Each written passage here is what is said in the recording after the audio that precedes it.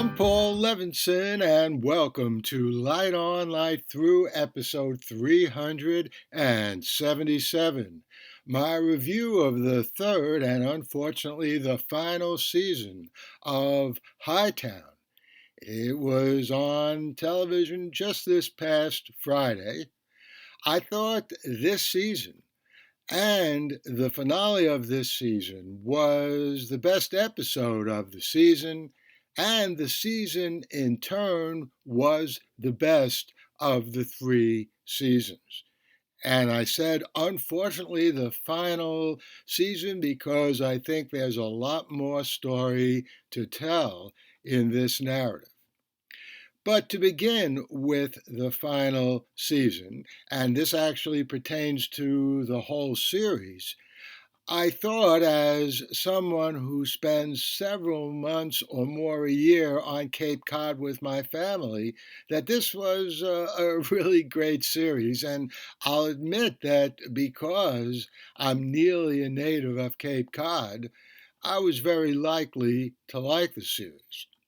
But it exceeded all my expectations, beginning with the theme song Vacation.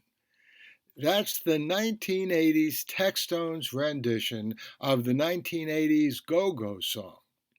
Now, that's plain and simply my favorite punk rock song. And I have to tell you, most of the time, that's the only punk rock song I really like. But let's get to the storyline of the final season, and of course, I'll warn you that there are spoilers ahead. In a phrase, I thought the final episode of the final season wrapped everything up in a way that left the path wide open for a fourth season or a movie somewhere down the line. More specifically, I was glad to see Frankie killed. I was glad to see Jackie finally get in a sober groove, but I didn't like her siding with Alan against Ray. Hey, maybe it's just me, but I love the relationship of Ray and Renee, and I approve of him doing whatever is needed to protect her. I'm also glad Osito is not only surviving but thriving again. Atkins Estamond did a great job in that role, and now's a good time to mention that the acting across the board in this series, well, I thought it was outstanding. Just think about the difference between Monica Raymond in Chicago Fire and what she did as Jackie in Hightown, where she delivered an Emmy-worthy performance, especially this final season. James Badge Dale as Ray was memorable, as was Riley Vokel as Renee. By the way, speaking of Chicago, I think Riley Vokel had a pretty good role in a season or two of Chicago MD. It's an interesting crossover between the Chicago shows and Hightown. Those Chicago shows, by the way, and NBC are excellent.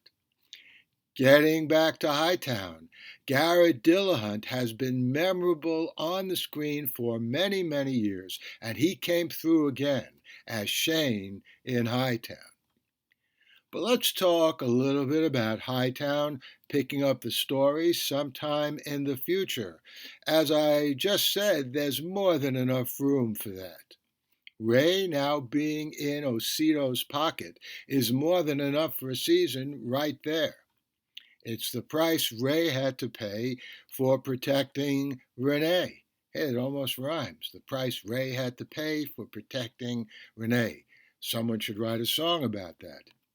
Anyway, it's a ticket for a future of this series. Jackie as a clean cop also is a good story, made all the more powerful that now that she's turned on Ray, she's a different character. In a new season or movie, I'd expect her to revisit that very wrong decision. So I'll end this brief review by saying big thanks to everyone for putting together this unique and uniquely satisfying series, which I sure look forward to seeing some more of someday. In the meantime, I look forward to spending some time on Cape Cod in the months ahead in 2024. The Light on Light Through podcast. And I hope you enjoyed that short review of the final season of Hightown. Really, really good show. And I will be back here, of course, next week with another episode of Light On, Light Through. Maybe a review, maybe another interview, who knows. By the way, if you enjoyed this review, in the show notes to this episode, you will find a link to my written version of this review. Not only that, you'll find links to my reviews of most of the episodes in the first and second season. I just didn't have time this year to review every episode of this third season, but again, I gotta say, I think it's the best of the 3 seasons. So again, in the show notes to this episode, you'll find links to my reviews of lots of the episodes in the first and second season, in addition to my written review, and all those other reviews of the first and second season are written reviews. And you'll find links to those in addition to a link to my written review of this third season. And I'll be back here next week with another episode of Light On, Light Through.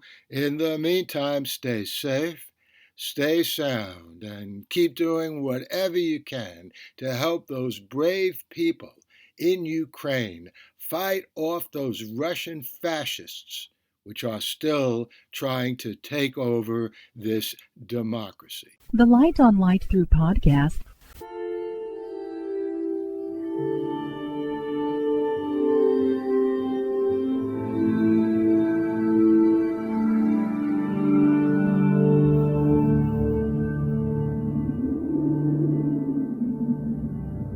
Athens, 2042 AD.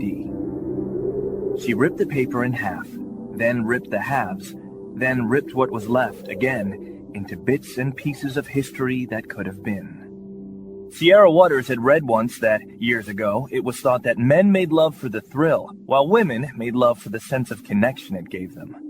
Curled Up with a Good Book says, Sierra Waters is sexy as hell. You can find out more about The Plot to Save Socrates by Paul Levinson at theplot2savesocrates.com. Your brilliant story, it's real life.